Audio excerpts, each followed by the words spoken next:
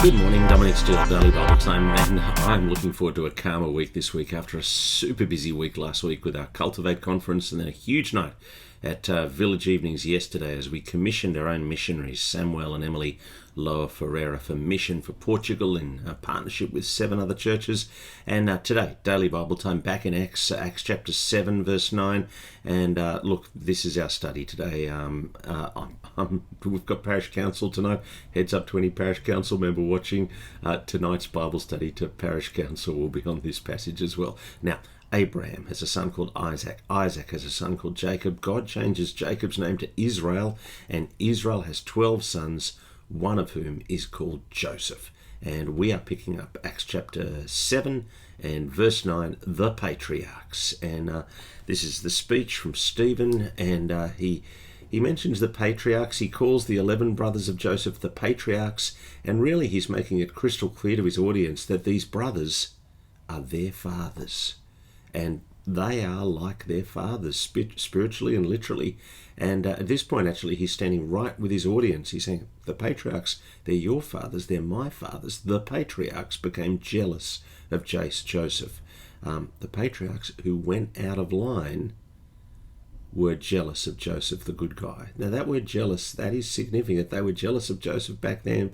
And there's going to be a clear implication that you guys, children of the patriarchs, are jealous of Jesus and me. It's not clear yet, it's just a hint, but as Peterson notes, jealousy has been identified as a factor in the opposition already of the Jewish leaders to the Christian preachers. Now, the patriarchs became jealous of Joseph. They sold him into Egypt. God was with him, and verse 10, rescued him out of his troubles. And there's another little dig here. God was with Joseph. God is active in Egypt, outside the land of Israel, outside the land of Canaan, way away from Jerusalem. God gave him favor and wisdom in the sight of Pharaoh, the king of Egypt, who appointed him ruler over Egypt and his whole household. And you can feel the parallel. Stephen, like Joseph, was an outsider full of God's grace and God's wisdom in a hostile environment, for those who have ears to hear. Then, verse 11, a famine and a great suffering came over all of Egypt and Canaan, and our ancestors could find no food. When Jacob heard that there was grain in Egypt, he sent our ancestors the first time. And again, this point is subtle, but that reference to the first time, twice the leaders of Israel visited and interacted with Joseph in Egypt. Twice the leaders of Israel interacted with the one who had God with him. And twice the leaders of Israel interacted with the one who had God with him, who would rescue them. But they only worked it out, and they only responded rightly the second time. The first time, they didn't get it right. And you guys listening to Stephen today, he's saying, you guys aren't getting it right.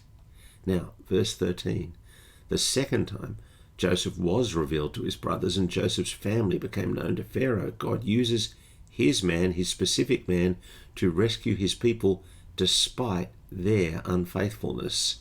And again, for those who have ears to hear, there's a parallel for the first audience to Stephen's address. Verse 14, Joseph then invited his father Jacob and all his relatives, 75 in all, and Jacob went down to Egypt. And another little dig about place, another little dig that God is active beyond Jerusalem. He and our ancestors died there, says Stephen. They died in Egypt. They were carried back to Shechem, and they were placed in the tomb that Abraham had bought for a sum of silver from the sons of Hamor in Shechem. Now, again, he's making the point beyond Jerusalem, beyond the temple. Now, Shechem, it's not as far away as Egypt, but it is located in an area which was, well, within the bounds of the nation Israel, but at the time of Stephen's speech would have been known as Samaria, way up north from Jerusalem. And remember, the logic of Acts chapter 1, verse 8, Jerusalem, Judea, Samaria, all the way to the ends of the earth. And Stephen is implying that, even back then their focus wasn't Jerusalem. They had a focus that included Samaria, and implicitly, audience, you should too. But here's the point, and we'll see this in the section we're dealing with tomorrow as well. You have a leader, Joseph, who is rejected by the patriarchs of Israel, and he is used by God for the salvation of his people. And we're going to see that tomorrow, that the same thing, the parallel happens with Moses. And in fact, you could argue that this story with Joseph is really setting up the Moses story that we're going to deal with tomorrow. But takeaway for us today, David Peterson says, Stephen seems to be arguing against those who would attempt to restrict God's activities to selected sacred zones. He presents a challenge to stay on the move with God, a challenge to journey with God beyond standard social and cultural boundaries, to bless all the families of the earth. And look, on the Monday morning after we commissioned Samuel and Emily as our missionaries to Portugal, that's a word of affirmation. It was a big night last night at Village of commissioning Samuel and Em.